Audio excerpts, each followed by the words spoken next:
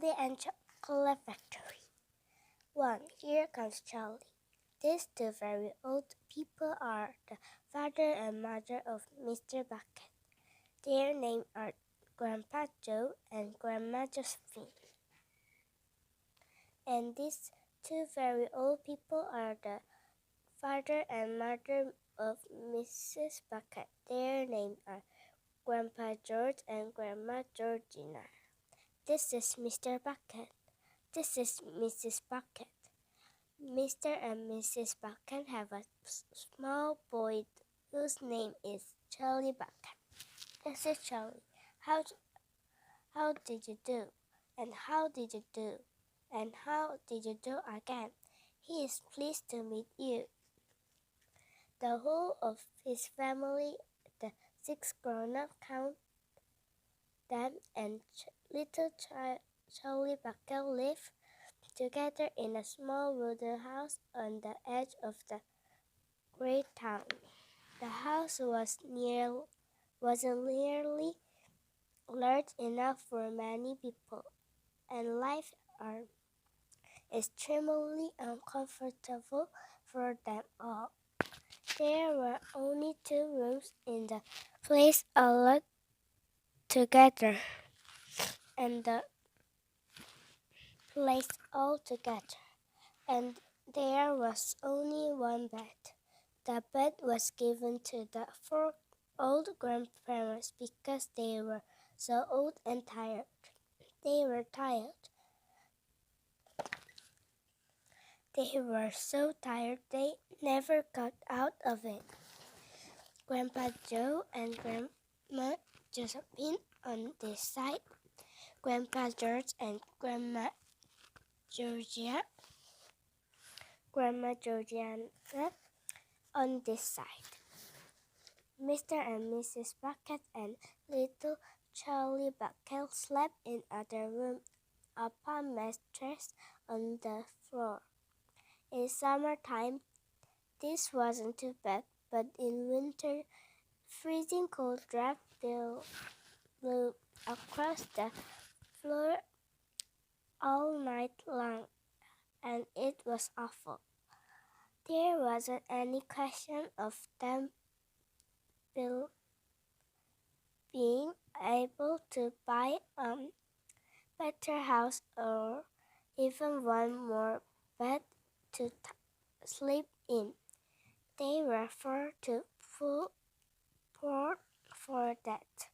Mr. Bucket was the only person in the family with a job.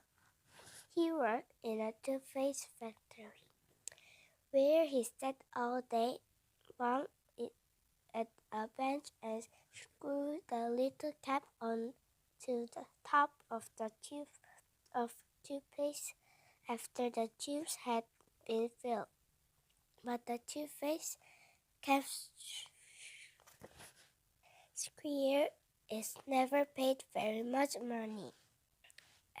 And poor Mr. Bucket, however hard he worked and however fast he screwed on the cap, was never able to make enough to buy one half of the thing that so large a family needed.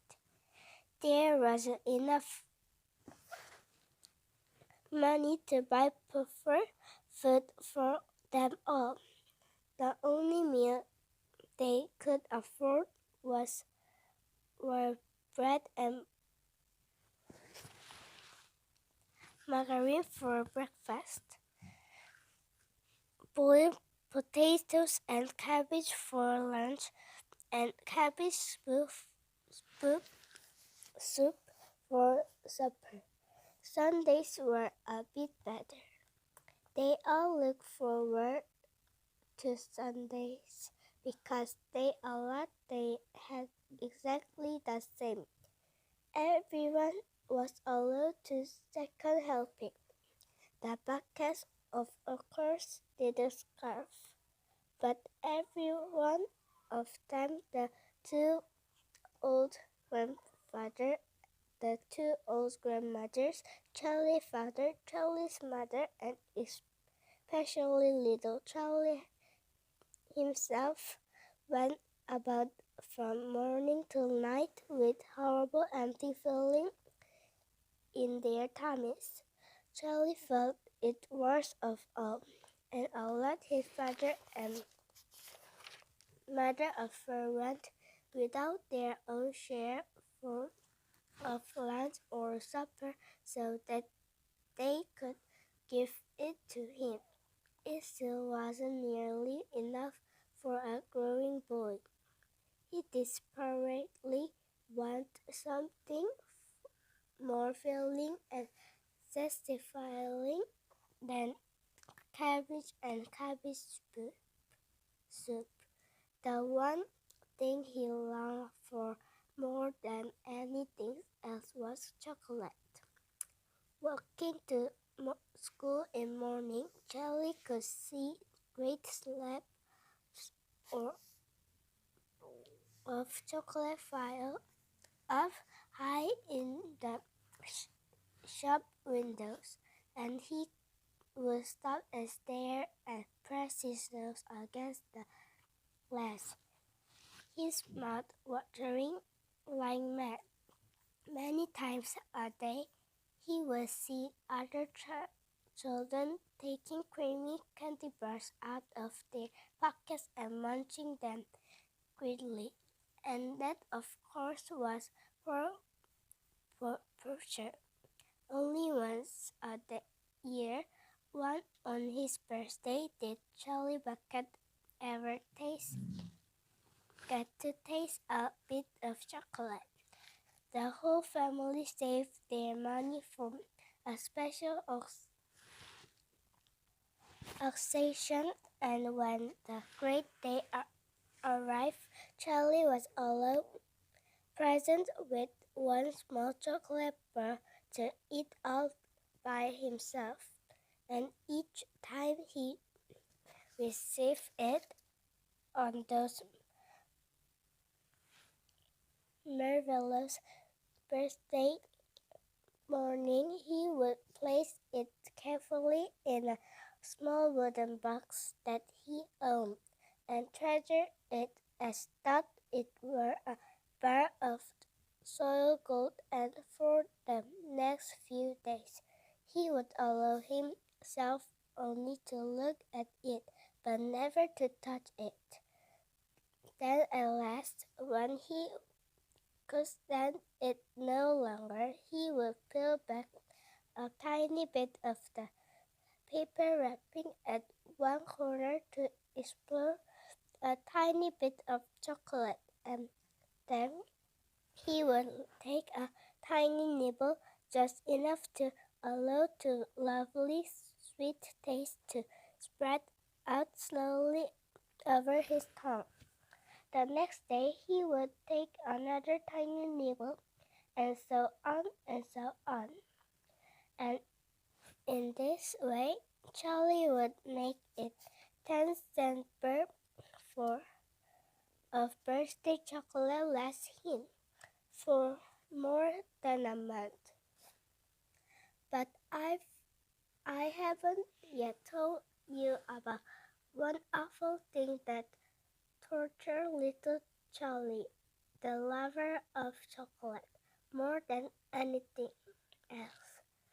This thing for him was far, far worse than seeing slabs of chocolate in the shop window or watching other children munching creamy candy bars right in front of him.